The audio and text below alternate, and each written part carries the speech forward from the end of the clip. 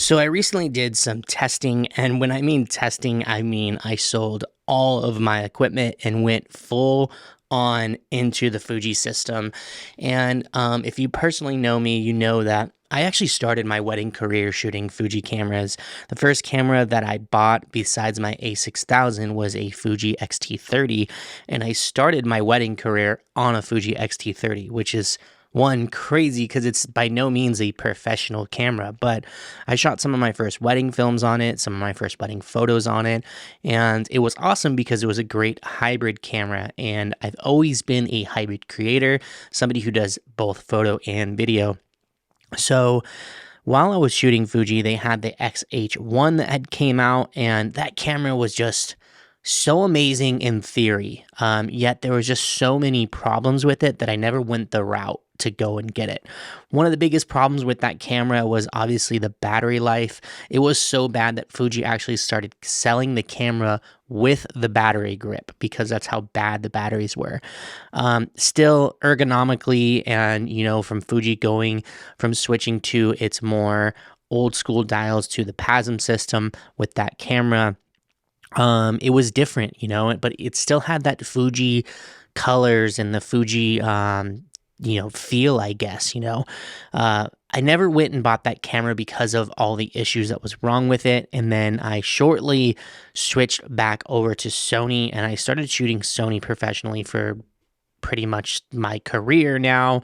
And so the last 2 years I've been using the last 2 years I've been using the Sony a7 IV for all of my work, and it's been a great camera. It's really a workhorse. The autofocus in that camera is just amazing, and I think where that camera lacks, and I kind of just gave it up, was the color. Unfortunately, Sony cameras take a lot of work to get really good colors. There's a lot of post in on it, and thankfully with the A7 IV we got 10-bit 422, which allowed us to kind of play and push our colors even farther.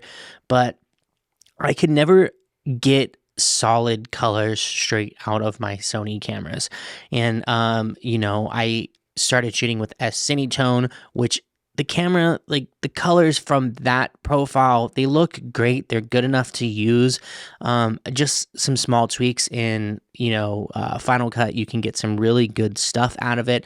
But it was never great or solid just straight out of camera. I always had to do some sort of tweaks to it in the end, which is great because I love the color grade. But when you want to do a run and gun shoot, or really you just want to see good playback colors when you're showing your couples, that was always one of the hard things to do. So when Fuji announced their Fuji XH2, I was stoked. Obviously the XH2S, man, it's so hard, Fuji, come on, you gotta come up with some better names. But when that camera came out first, everyone was all hyped. That right there, I think, is maybe where I've messed up, because I jumped into the XH2 because I am I guess, photographer first before a videographer. So seeing that resolution and having that amount of megapixels in the camera really, really excited me. So I jumped in and got the Fuji XH2 instead of the XH2S, which apparently is better for video. And this whole talk about this camera system is really going to be taking shots at its video capabilities, because I didn't have too much issues. Well, actually, I had some issues, and we'll talk about that with its photo capabilities, but mainly video. So I ended up selling two A7 IVs and all my Sony lenses. I took them in. I got a terrible deal on them, and I ended up having to pay money when I went and returned them. So I had the Fuji XH2 for 2 weeks. I used it on two professional jobs. One was a photo job, it was a wedding. The other one was a video job, and it was a wedding. And the video quality, I was blown away. Honestly, the video, just the quality of the video was great. The color straight out of camera from the F-Log, even just looking at it played back with its baked-in LUTs, it looked so good, like straight out of camera. Very little editing I had to do. I mean, really just a Rec 709 conversion looked amazing, and it was great. The camera does handle low light too, surprisingly. I was shooting in ISO up to 6400, and I was getting noise, but it was a filmic noise. And really, the only thing I had to do in post to clean up that noise was pull down some of the blacks and midtones, and it would clean up almost immediately. So those are the positives of this camera. However, the negatives definitely outweighed the positives. So much, in fact, that I had to return my Fuji system and go straight into or go back to my Sony system because Sony's just work. I've never, in my 13 years of shooting, the second camera I bought, I think was an A6000 of the Sony brand, right? I have never had an issue with the camera just not working. And that is crazy to me. Like these cameras are really built to be workhorses, and their autofocus works. It locks on. Let's make sure I'm in focus now. Yeah. Okay, cool. Just double checking. I mean, right now I'm filming on the A7R5, the brand new one. It's got amazing autofocus. I'm just looking at the monitor right now. I mean, it is tracking my eye like nobody's business. Like this thing is a beast. And we'll talk a little bit about this camera as well, because I have noticed a couple things maybe this camera can improve on in some future firmware updates or whatever. But going back to the Fuji camera, the autofocus was just unusable. Like for video, it was really bad. If the subject was moving, it would not track the subject. It would not lock onto the subject. It would not stay locked on. It would, if there was more than two people in the background, it just wanted to grab the people behind my bride. It did not want to stay on my bride at all. And that's a problem. I found myself trying to use manual focus more because it does have a really good manual focus metering system, very similar to the Canon system where you have to line up the little lines. I actually love that. That's a great one. Sony, if you can put that in your cameras, I think that's a great manual focus metering system. Way better than peaking. Peaking is hard to see and it's very unreliable. I find myself when I use peaking, it's always a little back focused. But we do have focus mapping on the Sony systems on the A7 IV, A7R5, and the focus mapping is great. I don't use it too much because it is a little distracting on the screen.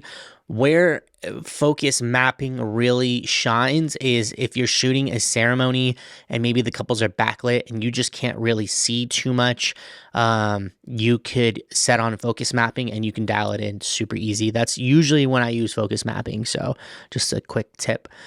But yeah, let's go back to the photo side of this camera on the Fuji XH2. The image quality is just impeccable. I mean, Fuji cameras, and this is not a bash on Fuji cameras at all. I absolutely love the brand. I have an XT1 back there that's been, in my arsenal for a long time, and I've shot Fuji before, and I would love to own another Fuji camera to be able to play around with it. I will never do a switch back, I don't think. Let's see. I've said it before, and let's see. But I think if I wanted to go back and experiment more with the brand, I think I would either one, reach out to Fujifilm and ask for a loaner, two, just buy the camera outright just so I have it. I wouldn't sell all my gear again like I did this time because it really cost me in the end. So I traded it into a camera store. They gave me almost absolutely nothing for my trade-ins, but I was able to actually get two bodies, and I had some Fuji lenses laying around, so that saved me a lot of money. But when I went back and I did this exchange and I took back the Fuji cameras and I told them that they just were not working for me, luckily they were nice enough. One of the cameras did have obviously a lot more shutter clicks because I'd used it for photos at a wedding, but the other one had like 20 shutter clicks on it. I only use it for video. So they pretty much gave me a full return on all the stuff that I had purchased from them, which helped out. But then I ended up buying the Sony A7R5, another new A7 IV, and two used lens that they had in the case, and I ended up spending like close to $3,000 going back to Sony. So, yeah, lesson learned, guys. I mean, if you're gonna do a camera switch, make sure you're gonna stay. Make sure you're gonna stick with it, because it will cost you money. So, let's jump into some footage. Here's some footage that I shot at a wedding. This is video footage. I'm going to try to find some clips where it was really struggling with the autofocus. I'm going to have to dive in, but if I can find some, I will definitely put some up as well. But this footage right here, as you can see, I mean, the colors are just amazing. I love the colors in this camera. And if this is something that we can really start to develop into future maybe Sony cameras, or Sony can, really focus on their color science, would be really freaking great, because that's the only thing I feel like Sony really lacks on right now is just their colors. But yeah, and then here's some photo samples that I took from these weddings as well. I have no complaints other than, again, the autofocus. When it comes to this camera, the image quality is just amazing. Very like a lot of dynamic range in these cameras, colors impeccable. I mean, the film simulations, great. I can't speak highly enough on Fuji colors. But again, this is an area that Fuji has always struggled, is with their autofocus. Their IBIS has always been great. I mean, if your camera has it, I mean, this IBIS in this camera is really good. I didn't really notice anything crazy. I know a lot of people talk about the rolling shutter and blah, blah, blah, blah, but I mean, how many times are you really out there at a wedding whipping your camera around doing some weird stuff like that? I mean, it's really very much a lot of static shots. It's a lot of, slow tracking shots. You're never just whipping it. So a lot of those YouTube videos that you see testing out the rolling shutters are just people fucking shaking their cameras around trying to be weird. But this camera, if you're going to buy the Fuji XH2 for still photography, I do recommend it. However, you need to know its limitations when it comes to focusing. I was hitting about 50% of my shots at a wedding, and that is something that is really just not acceptable. I mean, the bride walking down the aisle, coming back, I hit 5 shots maybe, and it's just not acceptable for a professional, camera standards. But again, I hope you enjoy the footage, and this is, again, no way of like bashing this camera. I just want to tell you and warn you before you go into buying the Fuji XH2 or XH2S. I heard the S is better with its autofocus. I don't know. I never had my hands on one, but the XH2 struggles, guys. It really struggles with autofocus. Oh, and actually, I want to bring this up too, because I felt like this was important. So when I was at WPPI, Fuji had a huge booth, and they were basically lending out loaners for the day. You can use the camera, walk around with it, shoot, bring it back. I did a little competition with them, and I went out and I used the camera. This was to test out the new Frame.io platform that they have, where you can upload into the cloud, all this other stuff. While I was using the camera shooting, the camera froze on me. And I thought that was weird. And I was like, oh, well, that's weird. Well, maybe it's because it's the Frame.io thing, blah, blah, blah, blah. I shot this wedding. I was just doing photo, and 2 times with native batteries, not any off-brand batteries, because I know that's going to be in the comments or whatever. It froze on me completely. Couldn't do anything. I had to take the battery out. I thought I was going to lose photos because it was still writing to the card as I was taking the photos, and the camera froze on me twice. And that was my ultimate deciding factor on why I had to get rid of these cameras or take them back. I cannot have a camera be freezing on me at a wedding. Completely unacceptable.